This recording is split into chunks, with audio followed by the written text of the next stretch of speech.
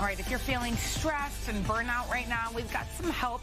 The Stress Doctor is in. Dr. Aditi Nerurkar is a Harvard physician and author of The 5 Resets.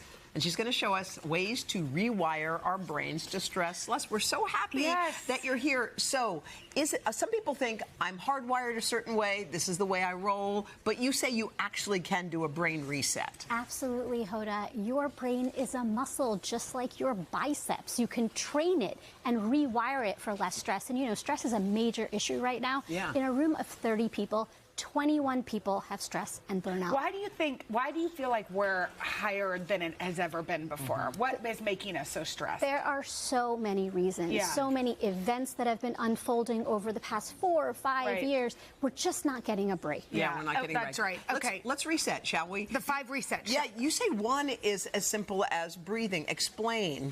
It's a 3-second brain reset. Stop, breathe, be. It's a way to tap into your mind-body connection and get grounded in the here and now. So stop.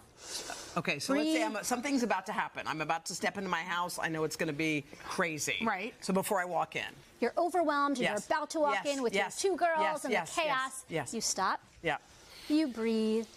And you be. You ground yourself in the present moment. It gets you out of that anxious what-if thinking, focus on the future, and back to what is in the here and now. What is right here, as before I put my hand on the doorknob. Here. Stop. Breathe.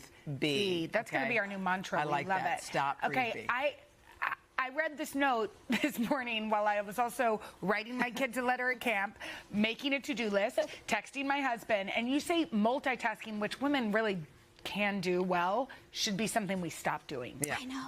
I'm also a recovered multitasker based on the science. I am fully recovered. Okay, tell us about the science. Yeah. So, you know, multitasking is a myth. It's a scientific myth. There is no such thing. When you are multitasking, you're actually doing 2 things in rapid succession. Your brain is only wired to do one thing at a time. So the antidote is monotasking. And the way you do that is through time blocking. So focus on one task for 10 minutes, then take a short 2-minute break, the second task, and then take a break, and so on and so forth. So you can get all 4 tasks done in an hour, but you're not detrimentally impacting your brain. It improves your productivity, monotasking. By the way, that's interesting. We always think multitasking, we're getting more things done. I'm like, look how much I can do. Because I did the list, and I said it while I was on the way, while I was driving somewhere, and I made a phone call, and I did all these things simultaneously. But you're right. Like when you're really frantically multitasking, it doesn't feel good. Nothing works. Okay, you have something called the rule of 2.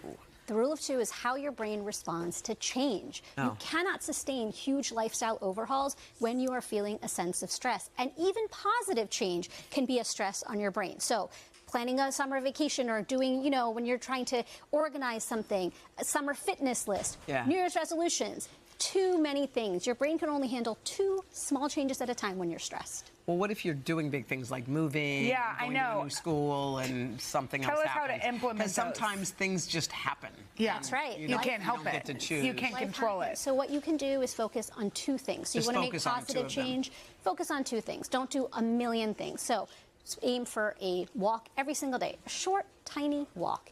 Rewire your brain, get in sync with your brain and body, and decide on a 10 o'clock bedtime. We know that is the golden hour of sleep. 2 small changes. That is how your brain can keep change rather than it all falling apart. Okay, so bedtime, you just mentioned it. We know it's important. I also think, based on myself and others, scrolling has really made it hard for people to go to bed when they need to.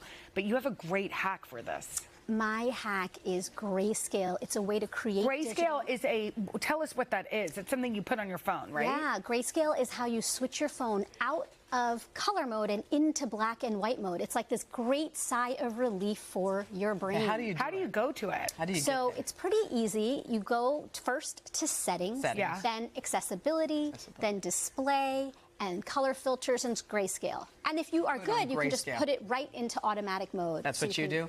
Should you just leave it on grayscale all the time? Maybe you'll be bored with your phone totally. Yeah, we're trying to give it up. Over it. Yeah, you know, even though that is a great idea, I'm with you. I'm also trying to stop using too much phone, I think, is probably part of the stress. Contributing to the stress. Yeah. Okay, so you stop making it so sparkly and maybe you won't be paying attention to it. Yeah, or plug it in outside of your room and go to sleep. You know what I mean? Put it off your body. Put it off your body. That's right.